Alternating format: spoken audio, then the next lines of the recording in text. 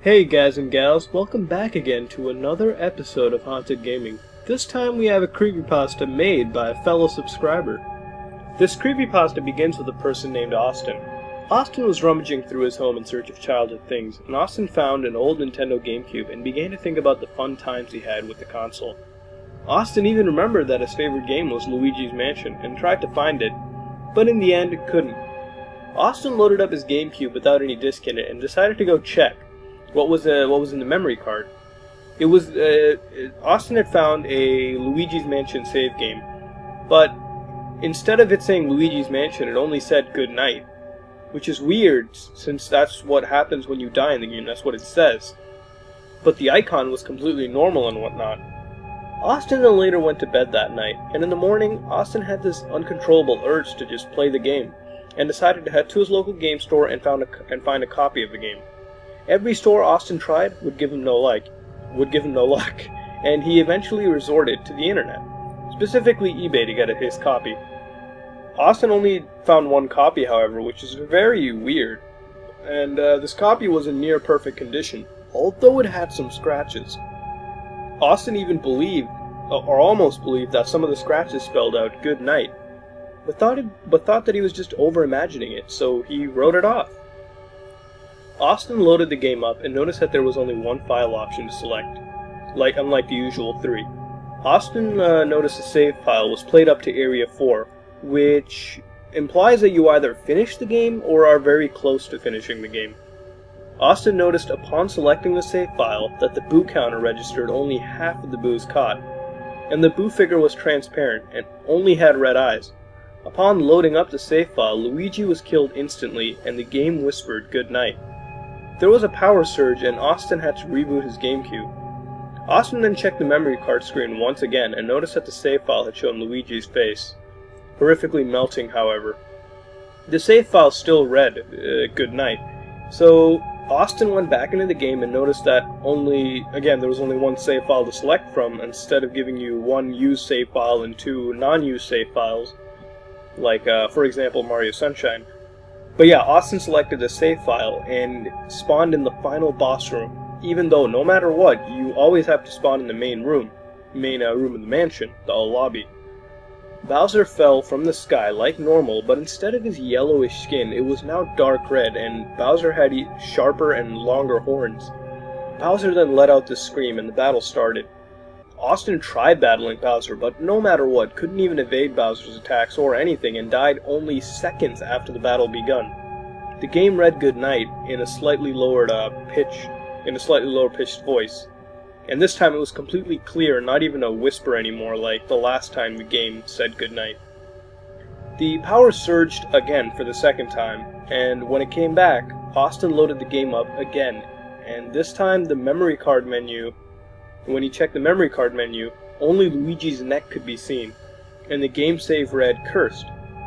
Austin reluctantly loaded the game up, and instead of the boo counter showing 50-50 this time, all it showed was weird numbers. The red eyes on the boo figure were gone, and in the figure's place was Bowser's head, all covered in blood, with eyes deep in their sockets. Austin loaded up the file and just began to play it, and this time it played normally. All the areas were unlocked, and one room was dark red, and it was called Good Night. Austin decided to head to the room. It was on the top floor, and when Austin opened this room up and went inside, he noticed that the walls were red and blood was splattered all over, and there were these portraits of demonic ghosts on the wall. One was rattling, which was, incidentally, the creepiest one. Austin then sucked it up with the Poltergeist 3000, and upon sucking it up completely, Luigi's health shrank to 0 and the game screamed good night, and the power completely ran out. The TV was still on, and a frightening image was shown with a loud noise, and Austin was knocked back against the wall and fell to the floor lifeless. In the epilogue of the story, it stated the neighbors claimed to hear a loud alien-like scream, and some even saw the lights in his house go out completely. One of the neighbors rushed into the home to help Austin, and upon entering the home, heard the words good night, and exploring the house, the neighbor found Austin knocked out completely with a scar on his forehead. There was also a GameCube disc there as well, with the words written on it, Luigi's Curse. In the end, 911 was called and Austin was dead on the spot, and not pronounced dead on the spot, and professionals said he died of a heart attack. But no one could figure out that scar on the forehead, which resembled a dinosaur to some extent.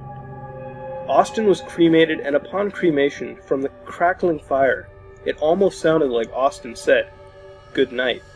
Alright, before I go into this, I believe this is the author's first attempt at a creepypasta, and for what it is, I think it was pretty good.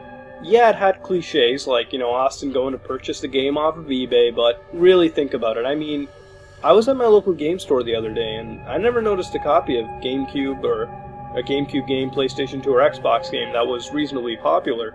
They just don't carry them anymore. Hell, the store I go to doesn't even have Xbox games. So that's understandable. As far as the only one copy on eBay goes, that's pretty unbelievable. Seriously, if you go on eBay right now, or any other site for that matter, search up a copy of this game, you will find a copy.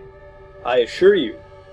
But then again, let's overlook these, since you gotta get the game from somewhere, and at least this creepypasta didn't do something where you had some old guy or some store clerk give it out to you for free.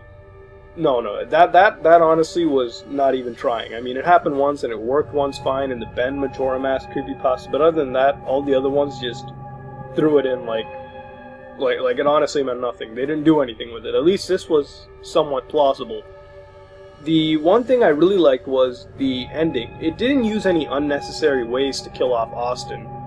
If some of you remember the Tails doll creepypasta that I did, it basically used a plushie to kill off the two characters in the creepypasta, which is, in my opinion, is completely stupid.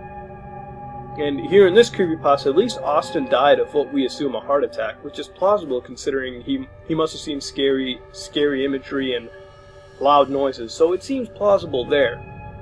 Another thing I liked was that this creepypasta was actually building up to the ending as well.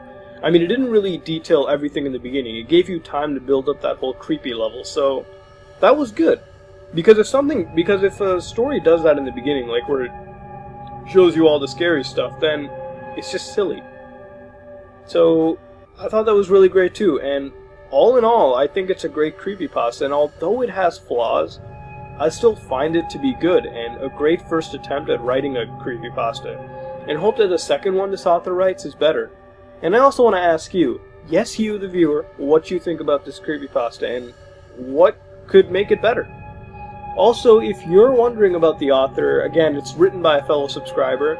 I actually did make the mistake of not asking if they would want their name in the video, so when the person hopefully gives me consent, I will put an annotation in the video with a link to their channel, and if they want, I'll post the creepypasta on our blog if they so choose. And yeah, that's really it for Haunted Gaming this time. So if you like what you saw, then like, comment, and subscribe for more videos. This is Some Ordinary Gamers, out.